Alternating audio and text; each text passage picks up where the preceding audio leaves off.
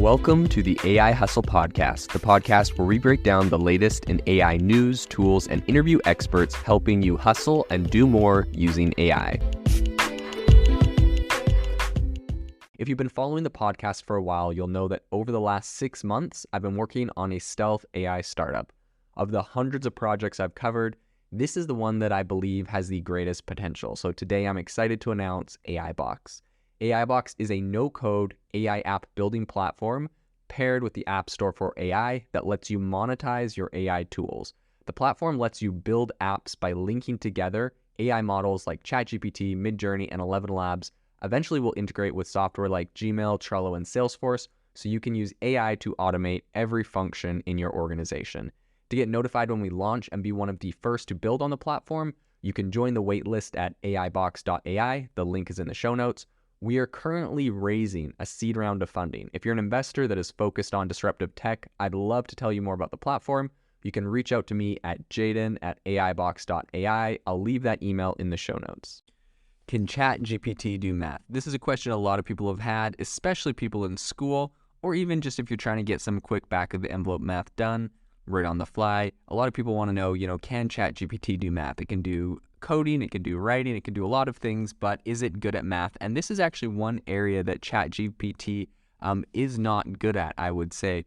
In fact, to the point that it's pretty well recognized, it is pretty notoriously bad at math. And the reason for this is because the way ChatGPT works. ChatGPT is a predictive language model, meaning all it's doing is typically predicting the next word that should come in a sentence. And so it's not really sitting there and computing a lot of what's going on. And again, we also see that problem with fact checking. It'll come up with lots of different facts that are not accurate. Typically, when I find it writing stories, it's going to get the dates wrong. It's going to get the amounts wrong. It's going to get the dollars wrong. And so it's definitely not very good at math. But the problem is that it can be very convincing in its responses. So today we're going to dive into a little bit about how ChatGPT works in regards to the math side of things, looking at some strengths it has, looking at some weaknesses, and overall at the end of the day what it can do. And then I'm going to run an actual test through ChatGPT to see if it's able to solve my math problem test. You guys can follow along, see if you guys can get it in the back of your head. So I guess the short answer is yes, ChatGPT can perform basic arithmetic operations such as addition, subtraction, multiplication, and division. However, its mathematical abilities are pretty limited to just simple arithmetic, and it does not extend to more advanced mathematical concepts such as calculus or linear algebra. That being said, if you ask it a question about calculus or linear algebra, it will typically try to answer it. And it's pretty interesting. Just recently, ChatGPT came up with a new update, which they said their goal on that new version was to make it better at doing math explicitly. That's pretty much the only thing that happened in the update. And yet, even with that, I'm still finding it not doing an amazing job. So that is definitely a downside, but one of the other strengths of ChatGPT is that when it comes to math, its ability to understand natural language inputs and provide an output in a conversational format is kind of useful. So for example, if you were to ask it, what is 2 plus 2, ChatGPT would respond, 2 plus 2 is equal to 4, right? So you don't necessarily have to put the symbol to a plus symbol in 2. You could just say the word, and you could say similar things, right? You can explain a situation, and theoretically, it's supposed to try and solve that using simple human English. That being said, it's not always very good at that, to be honest. The other thing that they've tried to build into this is the ability for it to handle multi-step calculations and word problems. So for instance, if you were to say, if John has 5 apples and he gives away 2, how many does he have left? ChatGPT should respond, John would have 3 apples left, because it can understand, the text, and you can make some multiple step things. That being said, I have seen cases where it was unable to do those types of problems. Something that's very interesting is if you literally ask ChatGPT, what is your weakness in regard to math? It's going to say something like, one major weakness of ChatGPT is its lack of understanding of mathematical notations and symbols. While it can handle basic arithmetic and operations, when expressed in natural language, it struggles to understand mathematical expressions when in symbolic form. So for example, if a user were to ask what is the value of 2x plus 3y when x equals 2 and y equals 4, ChatGPT would not be able to provide a correct answer.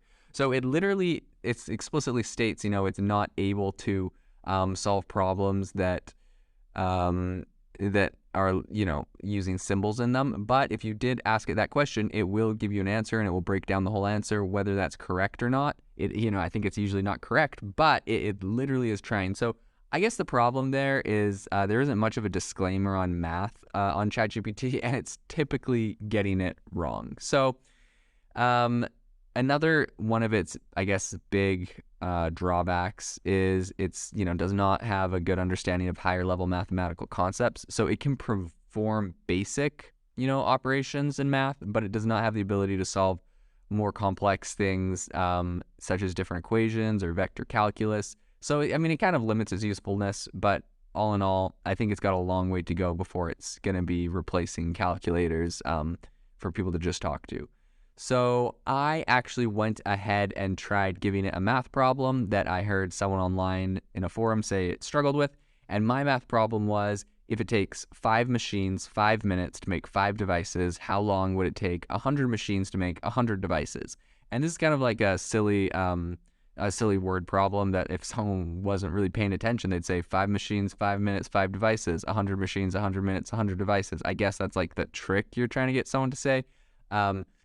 In reality, 5 machines in 5 minutes making 5 devices just mean that each machine takes 5 minutes to make a device. So obviously, that would mean that it would take 100 machines 5 minutes as well to make 100 devices. Nothing would change. But if you ask ChatGPT, this is the response it gave me.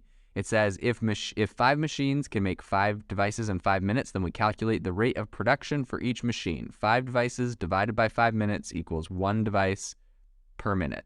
Since the rate of production is constant for each machine, we can use this value to calculate the total production rate of 100 machines. 100 machines times, and then it's got in brackets, 1 device divided by a minute equals 100 devices per minute. So if 100 machines were working together, they'd be able to produce 100 devices in 1 minute, which is not true. It would actually take 5 minutes. So, it's not, and it's not like a super complex problem.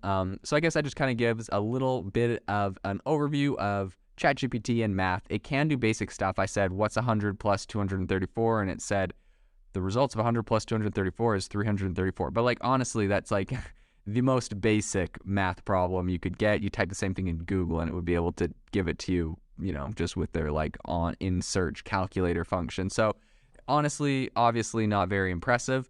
So I guess, in conclusion on this whole thing, ChatGPT has some mathematical abilities. They're pretty limited to basic arithmetic operations and very simple word problems, but it lacks the ability to understand high-level stuff. It lacks the ability, honestly, to even do a lot of simple word problems, and so it's really not a good tool for math. All in all, I would say they got a long ways to go. They obviously are aware of it. They just did a big update, so it will be to be determined how they improve this in the future. If you are looking for an innovative and creative community of people using ChatGPT, you need to join our ChatGPT creators community. I'll drop a link in the description to this podcast. We'd love to see you there, where we share tips and tricks of what is working in ChatGPT. It's a lot easier than a podcast, as you can see screenshots, you can share and comment on things that are currently working. So if this sounds interesting to you, check out the link in the comment. We'd love to have you in the community.